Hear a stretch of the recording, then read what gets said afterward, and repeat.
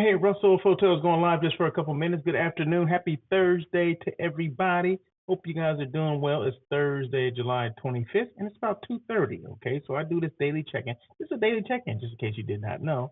Daily check-in I do Monday, Wednesday, Thursday, and Friday, and normally between the hours of noon and 3 o'clock. So hey, I'm like 30 minutes early. Okay, for the end of the day.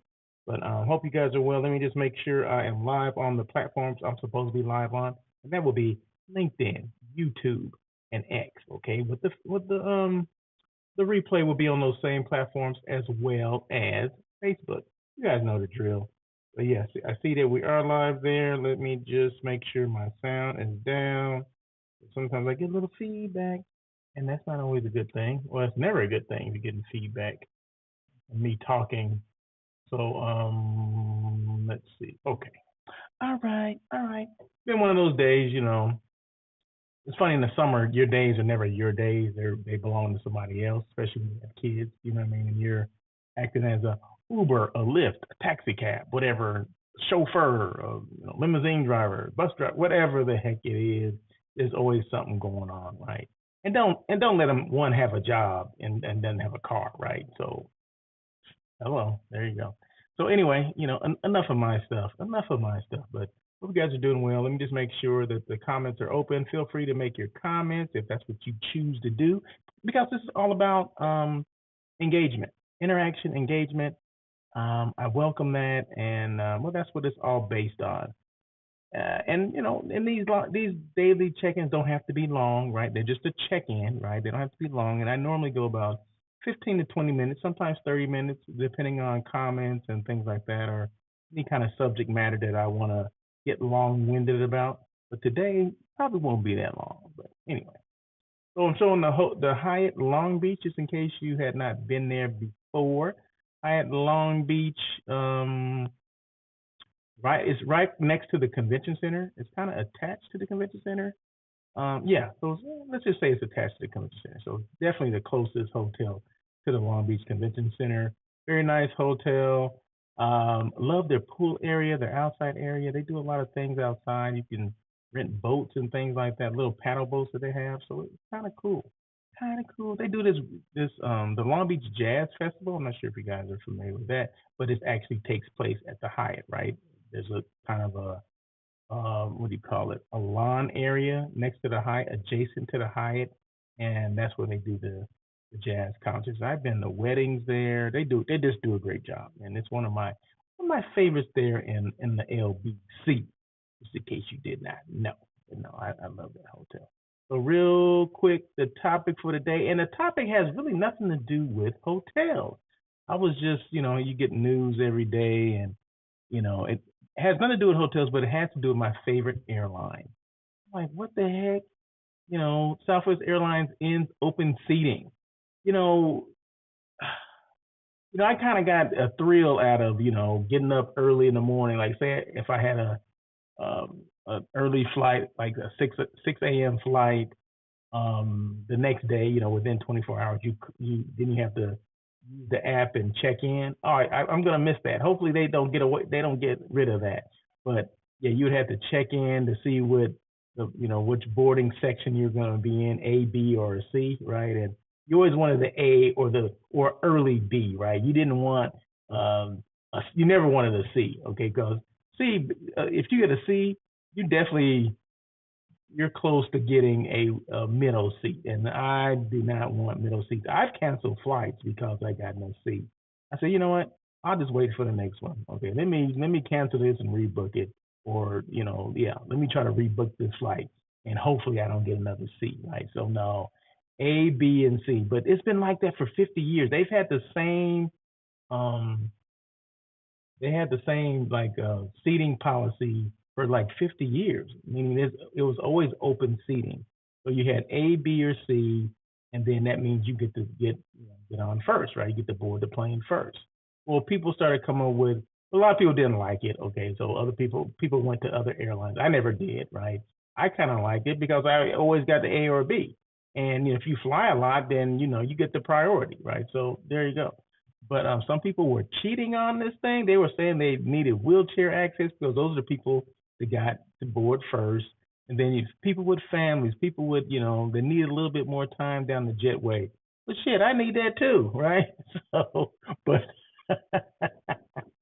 they're saying people were cheating, lying on the wheelchair access. They were utilizing the wheelchairs, but then when they got to their destination, they would just get up and just walk out.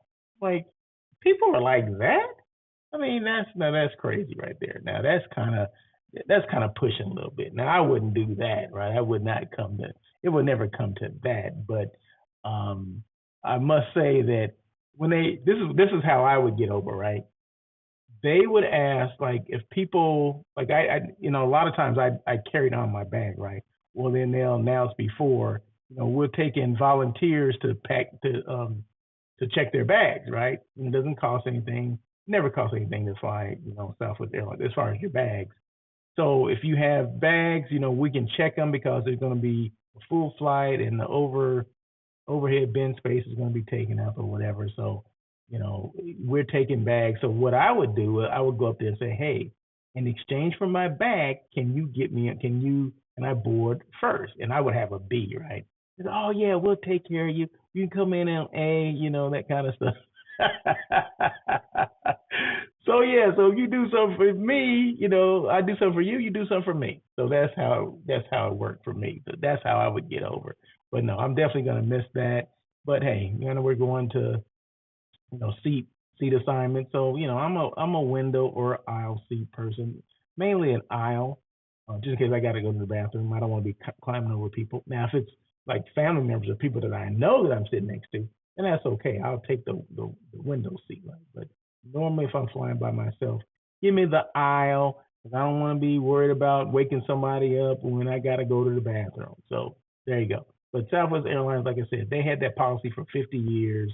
And I've been a member of Southwest Airlines frequent fly program, or what the heck it's called, Rapid Rewards, I believe is what it's called, since '96 or something like that. So yeah, so I've seen it. I've seen all of it, right? I've experienced the good, the bad. I never complained about it. I was okay with it, but they said they took a poll and like 80% of the people didn't like it. They didn't like the way that, the A, B, and C, and you had to wait and you got to check in, 24 hours before your flight and all that kind of stuff. I'm like, okay, whatever. I'm gonna go with the punches. So anyway, I just want to let you guys know that Southwest Airlines is ending their open seating, and I'm so sad. Anyway, we'll move on. We'll move on. Next thing, boom, hot off the presses, hot off the presses. Okay, I got this. Craig texted me earlier today. Maybe it was this morning, early afternoon of this morning. The CLIC conference dates are out, March 5th and 6th of 25. Guess you see the picture right there. I don't know if you can see the picture on the right, the top right corner. That's me. That's Calvin Tiloki, and that's brother Bruce Jordan, the MJ of hotels. That's us all three together, right? So hopefully we'll get a chance to go again. We kind of hung out the last one, and we never really were in the same space together. But hopefully, coming up March 5th and 6th, we're in the same space again. Hopefully everyone can make it, and we'll maybe take that picture again. So moving forward, we're going to take a picture like this every year. Okay. So, but no, Craig, thank you so much for sending that to me. California Lodging Investment Conference, CLICconference.com, March 5th and 6th of 25. You need to be there. Okay. If you haven't been there before, you need to go there. And it's a new location. Normally it was at the Westin South Coast Plaza in Orange County. Now it's going to be in the LBC. It's going to be at the Westin, the LBC. Now they just if I'm not mistaken, did they just renovate? Is that the Westin they just renovated? I'm thinking this. Oh no, it's not the Westin, but the Westin is nice. I mean, the Westin Hotel is nice as well. I've been there many times for many conferences. So good choice, Craig. Okay, I'm looking forward to that, being in the LBC. And this is CLIC number 8. So he's done this for 8 years. This is the 8th time Craig has done this. So there you go. Get a chance to hang out in the LBC. So no, thank you so much, Craig. I appreciate being in the loop. And hopefully you didn't mind me putting this up there. But I'm sure that if you let me know the dates are out, then it has to be out. So anyway, there you go. What else? Remember On Air with Russell of Hotels, that live hospitality talk show that everyone's talking about, Tuesdays at 11:30 a.m. PST. Now, it's normally at 1 o'clock, but because of summer and I mentioned all the things that I do in the summer with kids and all that stuff, it just made more sense to make it earlier because 1 o'clock is when I have to pick someone up, and so that was never going to happen. So it's going to happen. That schedule is going to be for the next several weeks. But I'll let you guys know when it's over, of course, right? But we'll get back to the normal 1 o'clock time. And check my podcast now on Podbean, podbean.com. You can check it out, or you can just listen. It's a podcast, so you don't have to check it out. You can listen it out. If you don't want to do that, go to my website, russellofhotels.com. I have all the podcasts there as well. You can take me on the go if you need to. So just go russellofhotels.com, look at the drop down for podcast, and just click on that. Boom, there it is, and you'll find it. Okay.